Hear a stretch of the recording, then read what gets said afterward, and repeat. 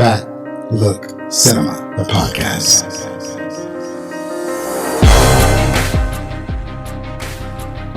Walk with me, Fester.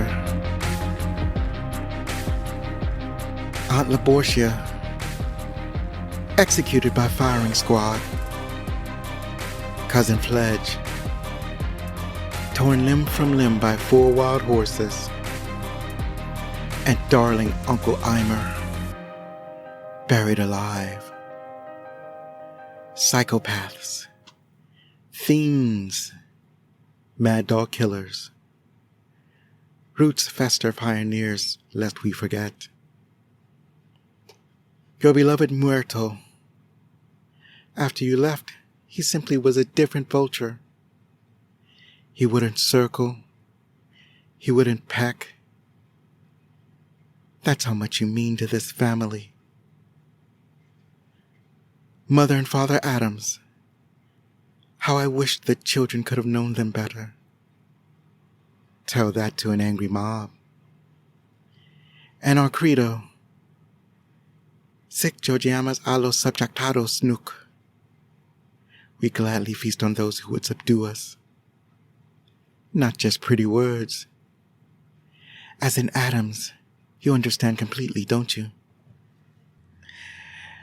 Hello, my name is Zoe. It's spelled Z-O, or Z to the O, for those of you outside of the U.S. Welcome back, friends. This is the 183rd episode of Back Look Cinema, the podcast where we take a look back at the movies of yesteryear, especially the movies of the latter half of the last millennium. If you like what you're about to hear, then tell your family, tell your friends, and tell that most peculiar couple over there, all dressed in black, who can't be bothered to keep their hands off of each other about Back Look Cinema, the podcast. So the movie that we're about to talk about on this episode is The Addams Family. And I first saw this in theaters, and I subsequently continued to watch this on DVD. And let me tell you, I was greatly entertained. I watched the movie because I was so familiar with The Addams Family. I first encountered The Addams Family as reruns when I was growing up in the 80s, and they regularly competed for my attention with the monsters. I would later find out that The Addams Family actually started as a one-panel cartoon for the New Yorker magazine by Charles Addams. The first Addams cartoon was published in 1938, and he continued to publish cartoons featuring the Addams in the New Yorker until 1964. For much of their existence, the members of the family were unnamed until the early 1960s, and they were introduced one at a time. First, there was Morticia, loosely based on actress Gloria Swanson.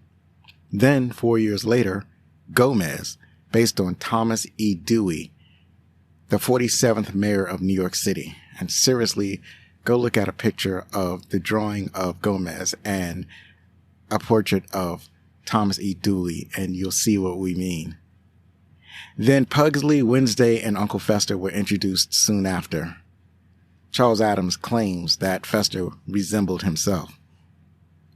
There have been numerous adaptations of the Addams Family single-panel comic strip, including the celebrated 1960s TV show, the movies from the 1990s, cartoon series, video games, and the latest, the Wednesday series, currently on Netflix. So I'm excited about talking about this movie. It is very endearing in a strange way. That's a good word. They're fully steeped in the macabre, the macabre, the strange, it's almost as if they exist to weird you out.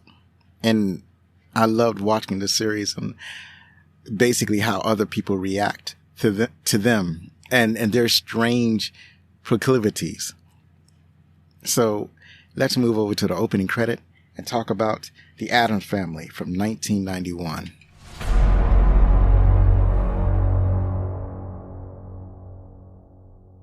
The Addams Family gathered together for the 25th annual seance for their Uncle Fester since his disappearance into the Bermuda Triangle. The patriarch, Gomez Addams, is racked with guilt over the falling out that he had with his brother before his brother's disappearance.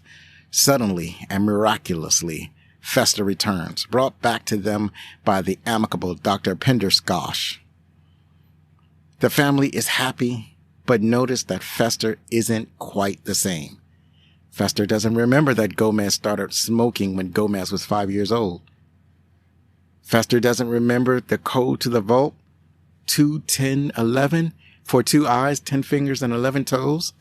Fester doesn't remember how to use the finger trap, a party favorite that he's had since he was 10.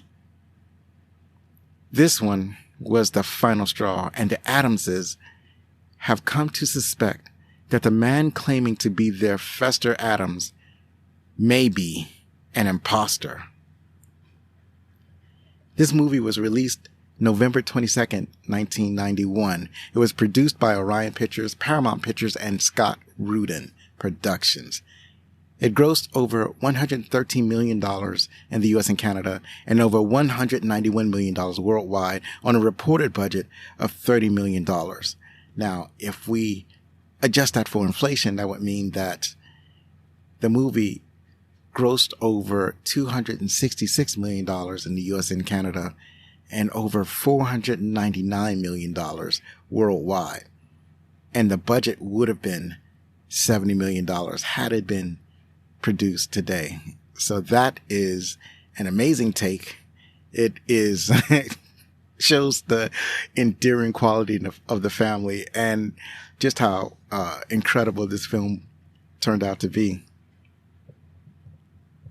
The Addams Family starred Anjelica Huston as Morticia Addams. You may have seen her in The Grifters, The Witches, Ever After, A Cinderella Story, or Prizzy's Honor. Personally, I have not seen her in a bunch of films, but I'm pretty sure she's in the John Wick franchise, although I can't say for sure which one. I want to say she was in John Wick 2 and probably John Wick 3. Raul Julia plays Gomez Addams. You may have seen him in Street Fighter, Presumed Innocence, Romero, or Tequila Sunrise. Interestingly, I don't think I was all that familiar with Raul Julia until this movie. And I remember people were praising him for his performance.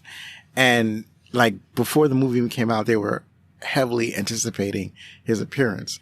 And so knowing that about, or getting this information about this particular actor, I was thinking, well, I can't wait to see what he has to show. I can't wait to see what this dude is all about because people are talking him up. So I was eager to see what was the magic of Raul Julia. And I was definitely pleased with his performance.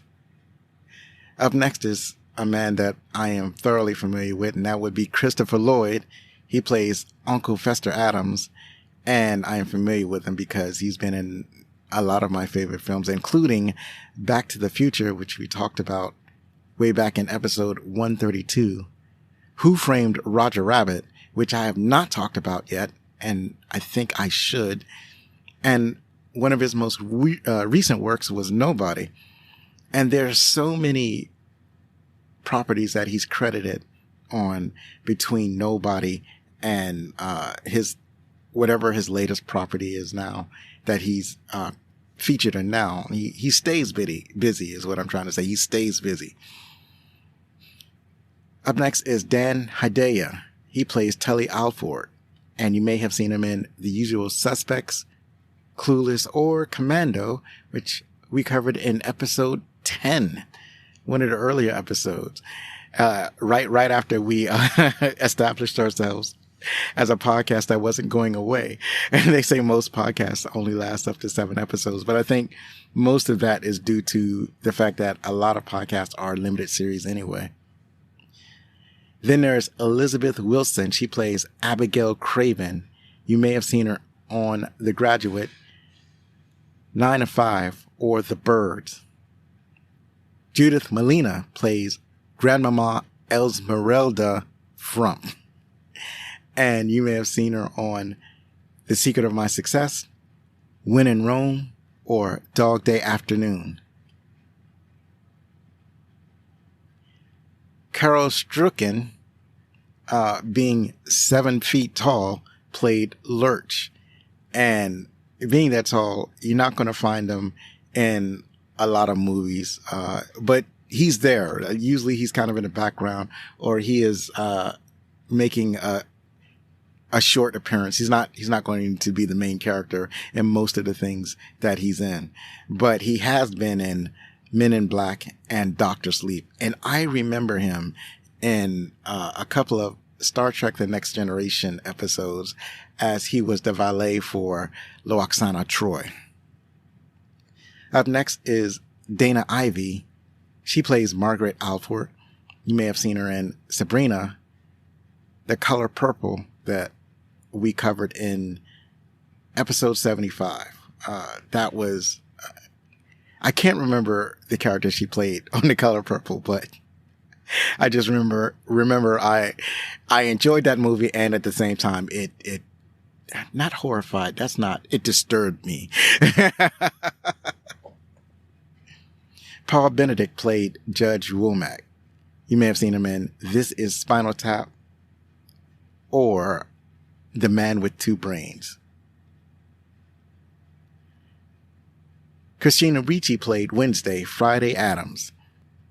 And you may have seen her in Black Snake Moan or Speed Racer, and she has had many other works that she's featured in. And of the many people who, there weren't that many like younger actors in this movie. I think really there's only one other younger actor, but she really exploded since being in this film. Most of the actors here were like near the end of their film career, not near the end of their film careers. I don't want to say it like that, but they were already established actors. Many of the people here, she was a new actor coming into Hollywood, and she really knocked it out of the park as Wednesday. So I referenced that there not being many child actors, but she worked alongside Jimmy Workman, who played her brother, Pugsley Addams, and he has not been in a whole bunch of film. You may see him in As Good As It Gets or The Biggest Fan, and he's been in some other smaller projects, but has, for the most part, stepped back from acting. Another person who hasn't done a whole lot of acting, and I don't know if if that's even his real profession, Christopher Hart. He plays Thing, and the only other thing that he's really been in a film is Idle Hands. And then there's John Franklin. He played Cousin It, and you may have seen him in Children of the Corn or Child's Play.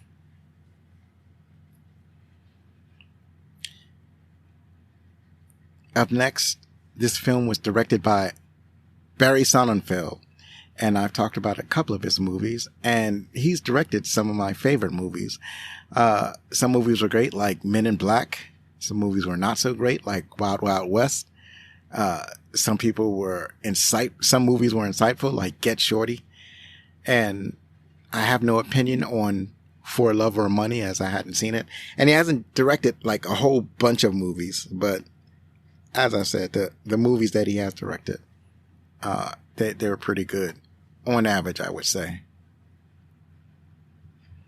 Written by Charles Addams, Caroline Thompson, and Larry Wilson. Now, I mentioned Charles Addams was the creator of the Addams Family. And the first scene of the movie, where the Addamses were on the roof of their home, preparing to pour hot boiling oil onto the Christmas carolers, singing at their front door, is in direct reference to a 1946 comic panel that was one of Charles Addams' most celebrated panels. And it was so popular that it was later made into Christmas cards.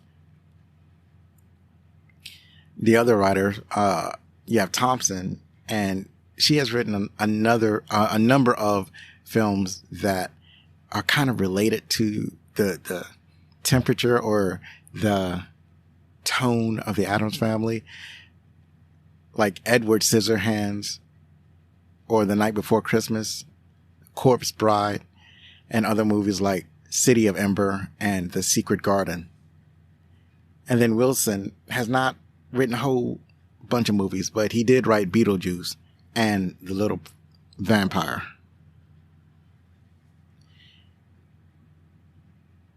The Little Vampire. The music was composed by Mark Scheinman, and there's also music by MC Hammer. Scheinman also wrote LBJ, The Bucket List, Hairspray, Down with Love, and South Park, Bigger, Longer, and Uncut. He wrote music for all of those movies, and I have not seen most of these, but the music for this film was actually pretty good. I really enjoyed it, and it was punctuated by MC Hammer. So he wrote the theme song called Addams Groove, and they used some songs from his album, such as Too Legit to Quit. That was, I think MC Hammer was Cousin It's thing. Cousin It was rolled into the Addams Family house, and when he got out of his car, that was the song that was playing, Too Legit to Quit. And then when he rolled out of the house, it was playing another MC Hammer song, but I'm not sure which one it was. It may have been This Is the Way We Roll, or it may have been Burn It Up. But whichever one it was, MC Hammer was deeply embedded in this film. So that's it for the opening credits. And I have the same old announcements, and those announcements being, please check out my shop at backclickcinema.com/shop. And also still setting up Bazaar de Alonso. I'm going to continue to say that until I actually set it up. And then I can triumphantly announce that it's real, that it's back in operation. And then also, I still have an upcoming appearance on the podcast, Idle Ride Podcast, and we talk about The Last of Us Season 2, Episode 3, The Path. So that's it for the opening credits, and now we're going to talk about our favorite parts.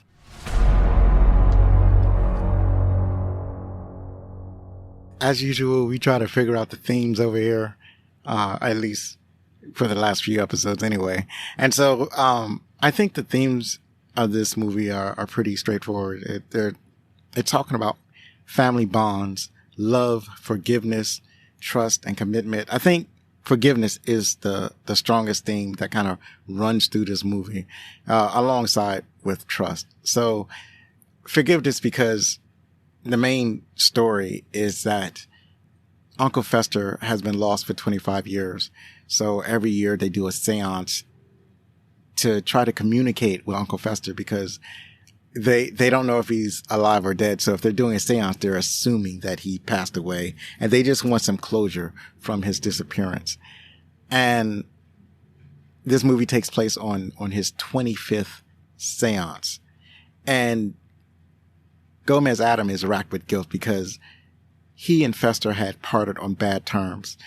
And so he, in a sense, he wants to be forgiven for his part in breaking up the family, so to speak, or having his brother leave and go off and be lost.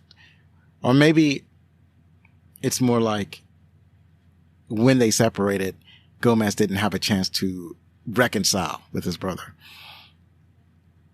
And then there's trust, because there is he believes that his brother has come back, but his brother is not acting correctly, is not acting right. He's acting funny, and now he's not even sure if that's his brother anymore. So I think those things run strong in this movie. So one of my favorite things about this movie is really all of the acting in this movie is fantastic. Probably the weakest performance is Pugsley, but at the same time, he's not really given a lot to do. And a lot of the performances are carried by Christina Ricci, Raul Julia, and Anjelica Huston. They're really, and then of course Christopher Lloyd. They're really doing incredible work. But everybody did well. Like, Dan Hedaya was fantastic. Elizabeth Wilson. I mean, they're all just incredible at their job, right? But yeah, it's weird because it's campy, it's funny, it's almost over the top, but not quite.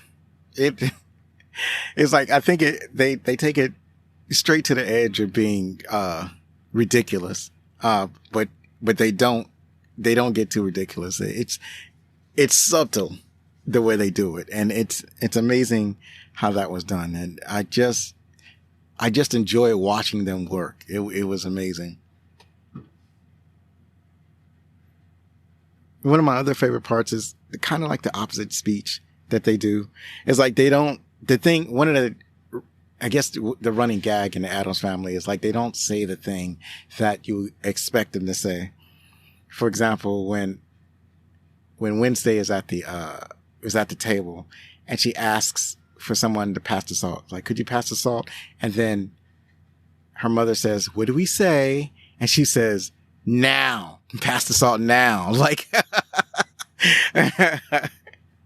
it's a little bit unexpected, but it's like, well, you expect them to say something that's different from normal. Like, you know, they're not going to say something that is traditional, because this is not the traditional family.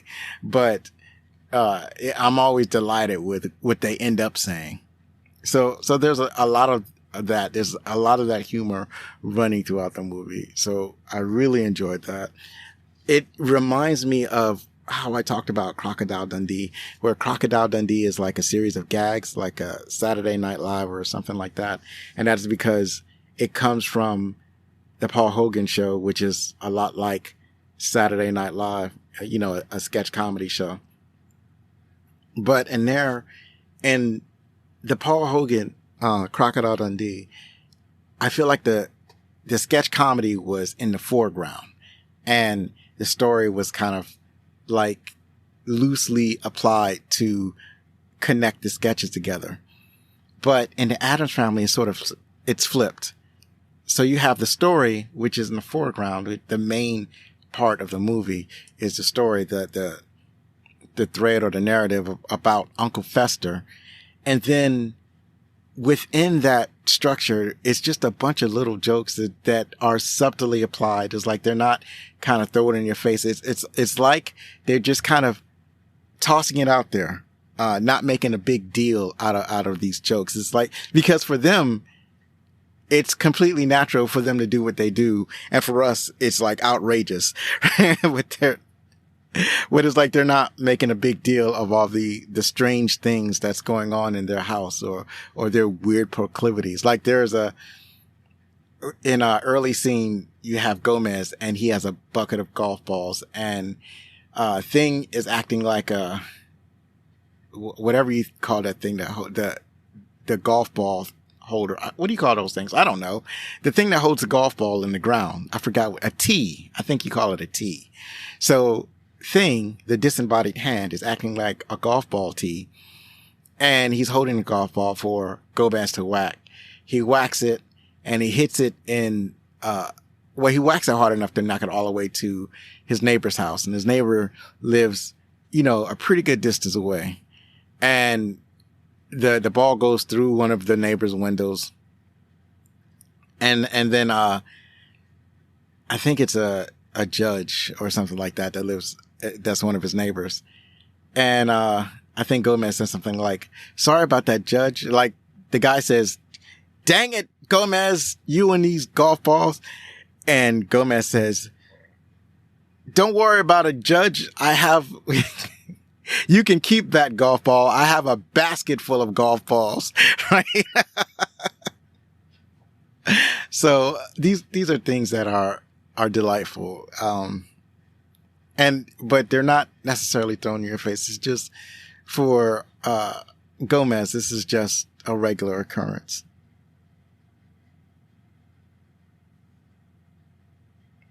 One of the things that was remarkable were, the special effects.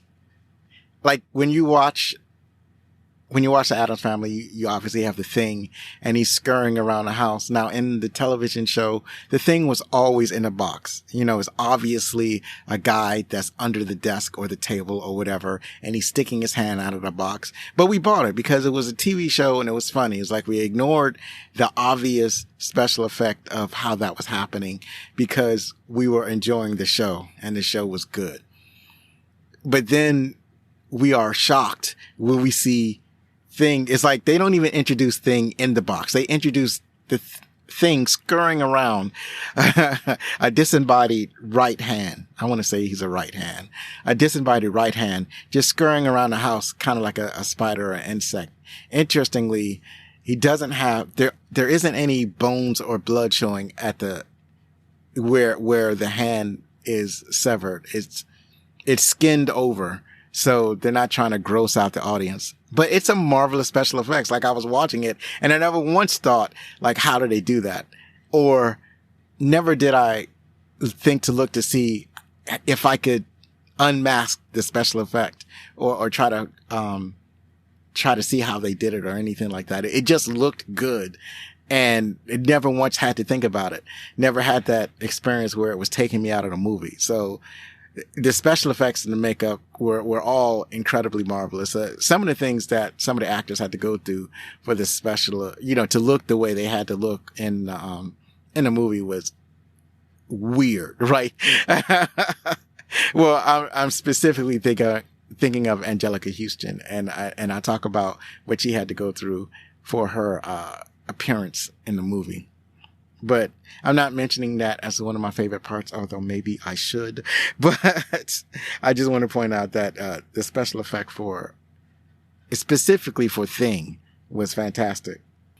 So the whole story revolves around the disappearance of Uncle Fester. What I thought about was that they're doing his 25th seance, and Pugsley and Wednesday are probably 10 or 12 or somewhere around there.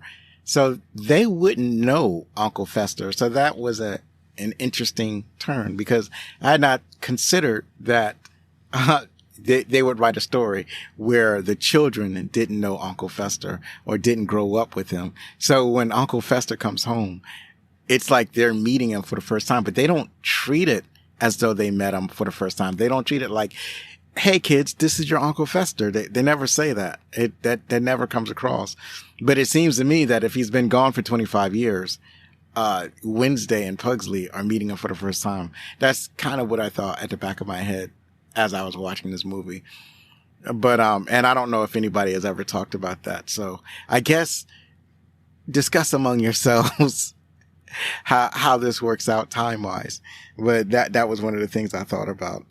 But anyway, he's gone for 25 years and, through a bunch of different circumstances, he comes back. So mainly that Gomez or the Addams family has a banker or has an accountant that deals with all of, that pays his bills for him. So whenever Gomez needs to pay his bills, the accountant goes over to Gomez's house. Gomez gives him a bunch of Spanish doubloons, and then the accountant takes those doubloons and he goes and pays Gomez's bills. And the funny thing is that he's used to Gomez Addams. That was always funny. How like Gomez is like throwing knives at him or trying to strike him with the sword. And instead of like being horrified or weirded out by it, the accountant basically leans into it. So, cause he's used to dealing with Gomez Addams. And, the accountant is married to a loan shark. And no, he's not married to a loan shark. He owes money to a loan shark. And the loan shark is threatening him with his life. He's in debt for some reason. I don't know why. Maybe he was gambling or whatever. And so, she uses her son to threaten the accountant. And as her son is threatening the accountant, what the accountant realizes, and by the way, the accountant, that is Tully Alford, played by Dan Hedaya. So the accountant notices that her son looks almost exactly like Uncle Fester. Like the loan shark's son looks like Uncle Fester with an afro. That's kind of what it looks like. And so he realizes that he could use her son as an imposter, as an Uncle Fester imposter, that he can go in masquerading as Uncle Fester. All he had to do was shave his head, and then he could go to the Addams mansion and then ingratiate himself among the family there, and then find his way to the vault and steal the money that he needs to pay back the loan shark. That's the plan that they have. And so when Fester returns at the seance, everybody's glad to see him. And this imposter has to pretend to be Uncle Fester, and in order to pretend to be Uncle Fester, he can't be weirded out by all the strangeness that the Addams family possess. And that's kind of funny too. Like all of his interactions with the rest of the family, that's all funny. How he's nervous and stammering and whatnot. The monologue I read at the beginning, that was when the family was just starting to suspect that there was something wrong with this Uncle Fester, because he doesn't know the things that he's supposed to know, and he's not acting the way he's supposed to. Like one time they asked him how he was sleeping, and he said that he slept real good. He slept like a baby or something like that. And Gomez says, that's weird, because you always tossed and turned. We used to have to tie you down to the bed to keep you from moving. And, there were so many other things that was weird to the Addams family. And Wednesday thought it was weird that he got back from the Bermuda Triangle, because he was said to be lost in the Bermuda Triangle, and now he's back. And her whole thing was nobody comes back from the Bermuda Triangle. So for her, that's already suspicious. There are other things that kind of disturb them about Uncle Fester. One is that he doesn't know the combination to the vault. And that seems weird. And Gomez is like, how could you not know the combination to the vault? Is 2, 10, 11, eyes, fingers, toes. How do you not know this? And I thought that was particularly funny, because I had to think about that. And I was, wait a minute, 11 toes. Why is that normal? And then, Fester not knowing how they had this Chinese finger trap, and Fester not knowing how the Chinese finger trap worked. And that really set Gomez off. And this is when Gomez was like screaming about Fester being an imposter, because how do you not know how the finger trap works? And then there's Gomez is so upset that he's playing with his trains, and he has his trains, that crisscrossing this giant room. They crash into each other. It's hilarious. I think it was really the whole scene of, like, even though Gomez is kind of like in a room by himself, playing with his trains, trying to come to grips with Uncle Fester being an imposter, you had the rest of the family kind of listening to the train and determining where the trains are at and what the trains were doing. So that whole scene was really quite fun. Before I go into some of my other favorite parts, I do want to mention some of the gags I like. So there is one gag where Wednesday wants to play a game with Pugsley, and she tells Pugsley to sit the chair, and he says, why? And she says, we're going to play a game. It's called, Is There a God? And because the chair that she wants him to sit in is an electric chair. So, and so she's going to electrocute Pugsley. And then there's a gag where, I think this is one of the gags that comes from the comic, where Pugsley, he walks, like the family is talking about something that has something to do with the plot. And then Pugsley walks in with a stop sign.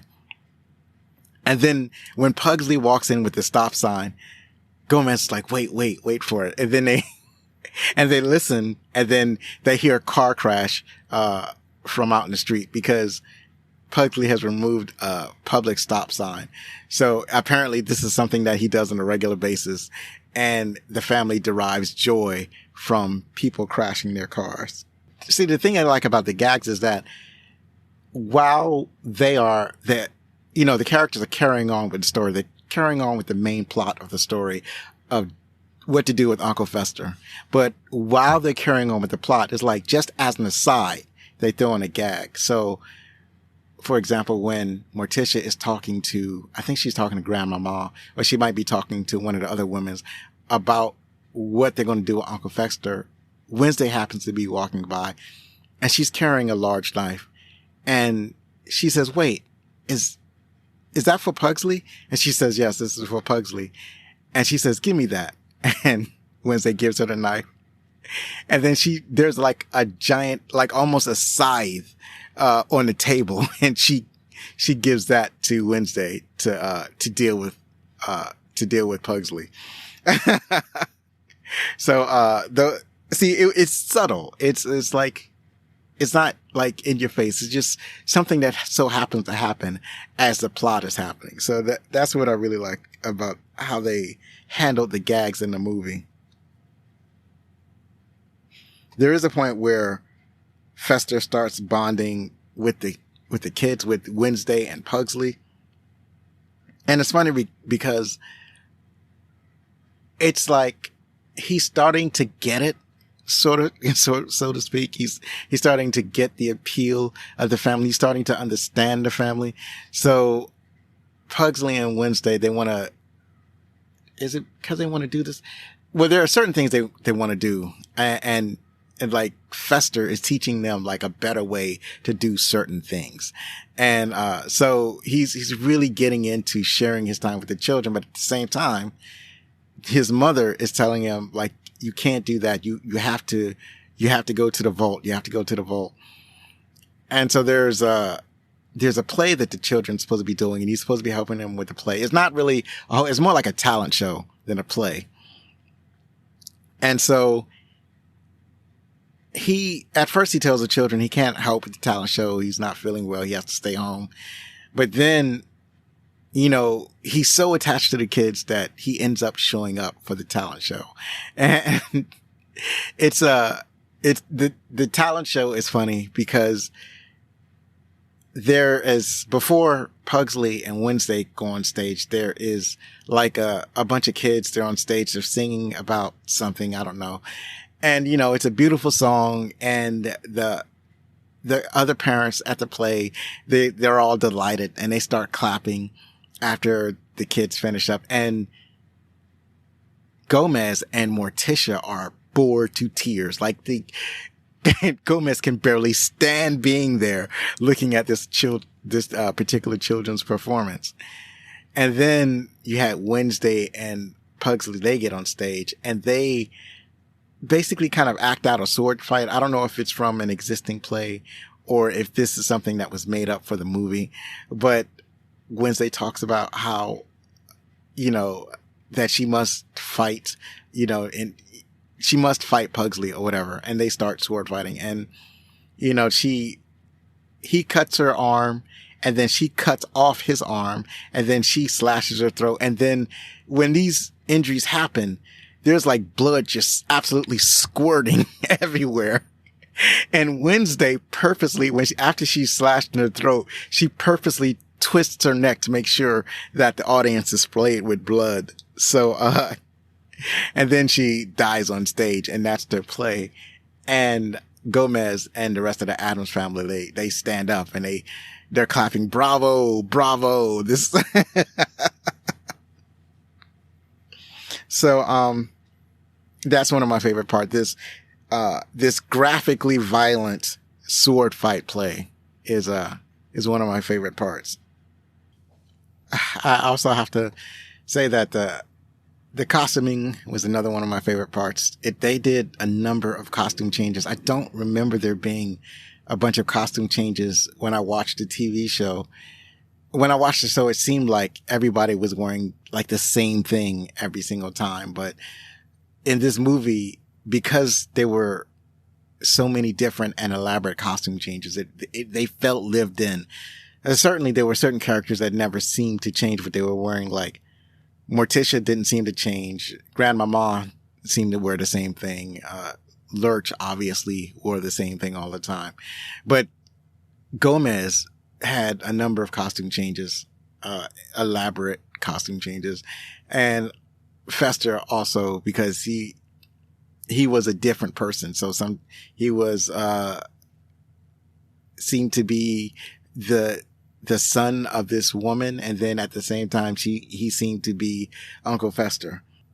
The lighting was spectacular too. And I just, like, you don't really notice the lighting most of the time. You just, usually when you're watching a movie, you're just glad that it's well lit, that you can see what's going on. But they imitated the type of lighting that you would see in I guess in a 1960s film. So there are a certain type where I think Morticia in particular, especially in scenes that were dim or nighttime scenes, it's like she's always lit so that her eyes are the brightest spots on her face. Like there's a line of light across her face, across her eyes. It's subtle, but it's very, at the same time, noticeable. That sounds weird. That sounds like those words shouldn't be said together. But, but that's what I'm going for. It's like, it's, maybe I should say it's a little subtle. Like you can kind of tell. And, that was just a fantastic little detail that they did for Morticia in particular. So, I don't know if I touched on all of my favorite parts, but even with the notes, I pretty much covered most of the things that were in my notes. But, the resolution is that as far as for the plot, actually, let me point out, another one of my favorite part is Uncle Fester trying to find the treasure. So the family treasure. So finding the family treasure is an ordeal. So there's a bookcase. You move a certain book. I think there's a book called Greed. You pull the book out. It's actually a lever that opens a hidden room. You go into the hidden room, and then there's it's like a, I don't want to say it's a small room, and it's got a bunch of hooks, and you gotta pull the correct hook. I guess they're they're like meat hooks. You gotta pull the correct hook. You pull the correct hook, and you go down a slide. A slide takes you to, a port, I guess, where there's a boat, and they got to get on a boat, and then they got to row to the chamber where all of the gold doubloons are held, and the gold doubloons is the Addams family fortune. So that's a lot. That's a lot to get to the treasure. And so not Gomez, but Fester, when he's alone in the mansion, he has to go and he has to figure out how to get these doubloons. So going in a bookcase is easy. He goes in there. Then he has to find the right hook, and he can't. He's like, he pulls a hook. He goes down the slide, and the slide takes him out of the house. And this is happening over and over. There was a point where he got, some accomplices to come help him. They pull a bunch of hooks and, repeat the process of being kicked out of the house. So that was real funny. I'll count that scene as one of my favorite parts, or that scenario as one of my favorite parts. But anyway, as Fester gets closer to the children, it's almost like he's finding where he belongs. There's a dance called the Mamuska, and although he doesn't remember a lot of things about his own life, he does remember the Mamuska. There is some convoluted activity that happens at the end of the movie where Uncle Fester gets struck by lightning, or he's electrocuted somehow. And when this happens, he gets his memory back, and he knows who he is. He knows that he's not an imposter. He really is Uncle Fester. He had lost his memory, and then he got found by a woman who basically took him in And when she took him in, she treated him as her son. And so that's what he thought he was for 25 years. But then after being struck by lightning, he reverted back to being Uncle Fester. And that was the Addams Family. And that was, like I said, it's a delightful film. I feel delighted when I watch it. What I really like is picking up on all the little jokes. Every time I watch it, I see a new joke that I hadn't seen before, a new gag, a new, somebody says something that catches my ear, or something that I may have forgotten that delights me all over again. Or maybe I'll see something that I had not seen before or noticed before. There's so much details in the background that they put into the movie, or so many lines that seem like a throwaway line in a movie,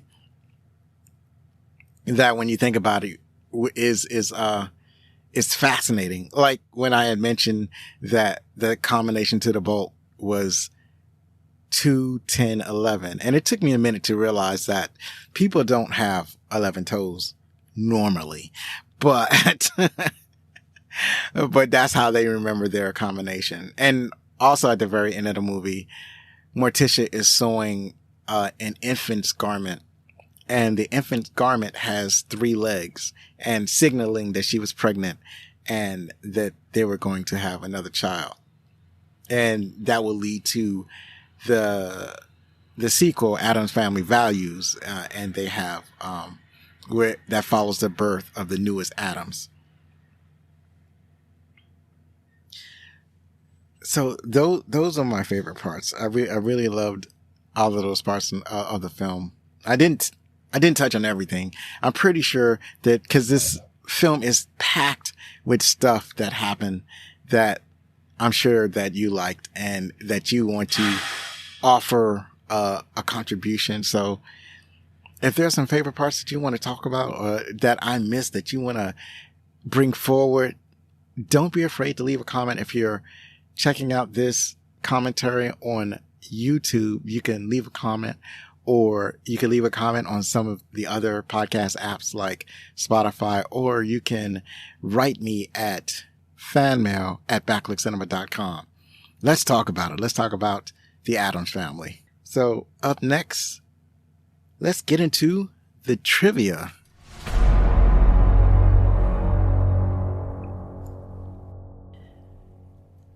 After the movie premiere, children would frequently recognize Raul Julia as Gomez Addams out in the public, which according to him always brought a smile to his face. Julia stated that Gomez Addams was his favorite role, and his family said this recognition was especially meaningful to him in the final months of his life because he loved performing for children and making them happy whenever the opportunity presented himself. And I believe that this is evidence given that his final role was in Street Fighter, that he did specifically for his children. The name Wednesday is in reference to the line in the Mother Goose poem, Monday's Child, that goes, Wednesday's child is full of woe. Legend had it that actress and poet Joan Blake gave Charles Addams the idea for that name. Monday's child is fair of face. Tuesday's child is full of grace. Wednesday's child is full of woe. Thursday's child has far to go. Friday's child is loving and giving. Saturday's child works hard for a living. But the child that is born on Sabbath day is bonny and blithe, good and gay. That is the most common version of the poem Monday's Child. And this is the version from whence Wednesday got her name. In the Addams Family 1964 TV show, Grandmama was Gomez's mother and her name was Eudora Addams. In the movies, she's Morticia's mother and her name was changed to Esmeralda Frump. Morticia's mother in the series was Hester Frump. This provided a joke for the Addams Family musical. Morticia, angry at Gomez, brings up the time his mother came to visit for a week. And she's still here, living in the attic. Gomez responds, My mother? I thought she was your mother. I can see how that joke would be funny if you knew about how the narrative had changed between the TV show and the movie. I was not privy to these changes. Although I watched The Addams Family, I don't think I was cognizant of all the background information of The Addams Family. There were a lot of stuff that I missed as a kid. A lot of stuff would go over my head when I was watching that show. To make Anjelica Huston's eyes look slanted like the original Morticia from the comic, the makeup artist had to attach strings with spirit gum to the outside corners of her eyes and anchor the strings on her head. In order to gain Morticia's figure, Anjelica Huston wore a metal corset. She also had to get gauze eye lifts, neck tufts, and fake nails daily. She told Entertainment Weekly, "Come afternoon, I would be prone to a really good headache from my various bondages because I couldn't lie down in the corset or rest. It was fairly exhausting." Originally, the mamushka scene was supposed to be longer, with a full song describing brotherly love and both Gomez and Fester naming their famous brothers. Test screenings, however, revealed that audiences felt the song brought the movie to a standstill. The film shows an edited version with only Gomez and Fester dancing, with Gomez throwing knives at Fester. The full song can be found on the motion picture soundtrack, and the extended scene can be viewed on the 2021 Blu-ray, The Addams Family with More Mamushka. Several scenes references original Charles Addams illustrations, most notably the introductory sequence. I mentioned this before, where the Addams family pours a cauldron of oil on Christmas carolers. The passengers on Gomez's toy train, that happened when he was playing with his train. There was an actual person in his train. Also, there's the octopus painted on the footboard of Wednesday's bed. I didn't exactly see that detail. And Pugsley with the road sign, which I had talked about earlier. When Fester arrives at the Addams house, his trunk bears travel stickers from locations known for horrible events and disasters: Elba, Jonestown, the Bermuda Triangle, Death Valley, the Black Hole of Calcutta, 3 Mile Island, Alcatraz, Pompeii, Devil's Island, and others. And I totally missed that. Like, I never looked at Uncle Fester's suitcase. Director Barry Sonnenfeld had not originally planned to use the theme music from The Addams Family, the TV show from 1964, in the movie. He included it in the opening sequence after positive reactions to the early trailer, which included the theme. Like, why would you not have the theme from the TV show? Because most people would know the TV show, so they're going to expect to hear the theme. I'm glad that he realized that he was going to miss an opportunity to include the Addams Family theme in the movie. Director of photography Owen Roizman quit the production after about a month to go work on another film.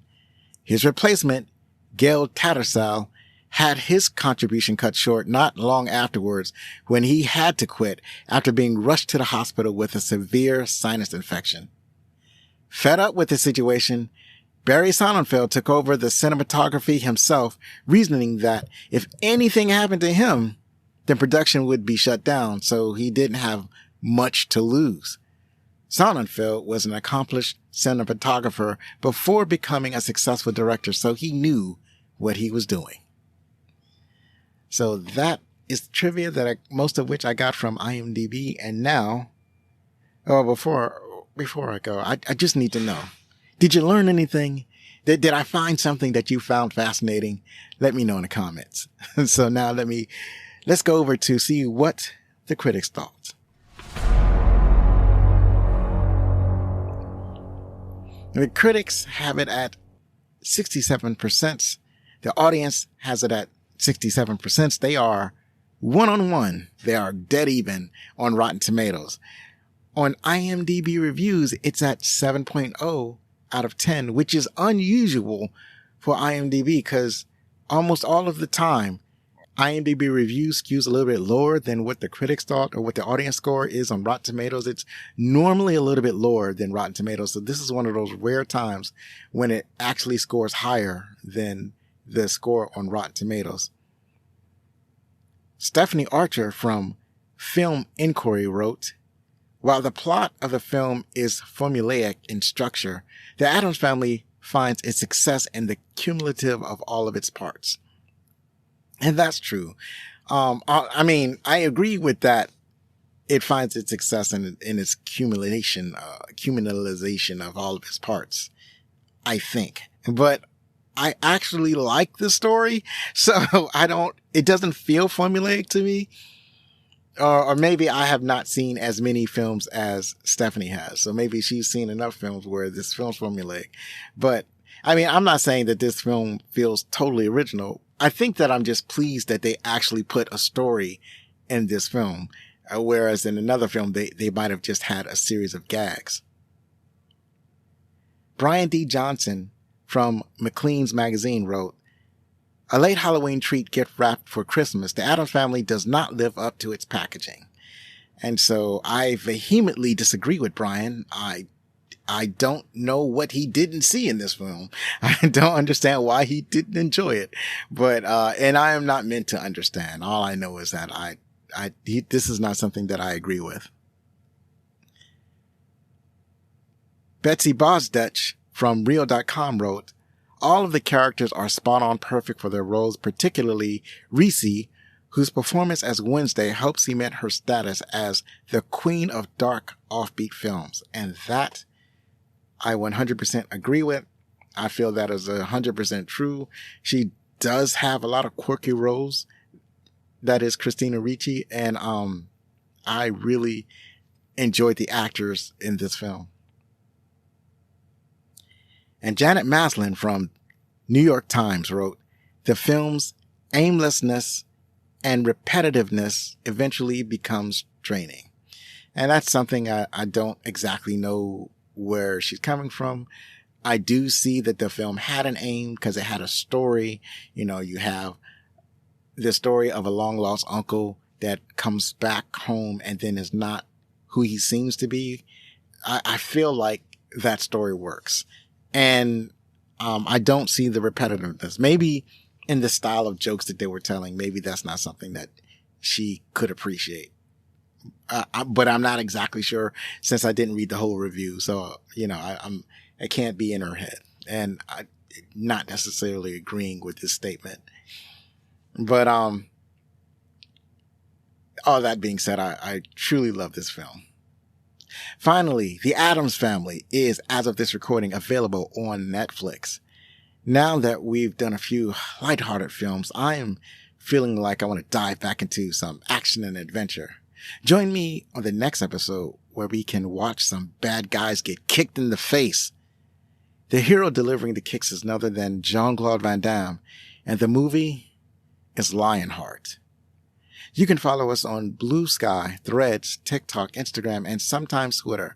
Please contact us with any questions, comments, or suggestions at fanmail@backlickcinema.com. Please rate and review on your favorite podcast app. And if you're listening on YouTube, please like or subscribe or leave a comment below. I'd love to hear from you. One last time, if you like this show, then please help us grow by spreading the word about Backlick Cinema, the podcast. Believe me, it matters. I've been Zoe Richardson. Be safe, share a movie from yesteryear with your family, hug your loved ones, and if you're going to be anything, be outstanding.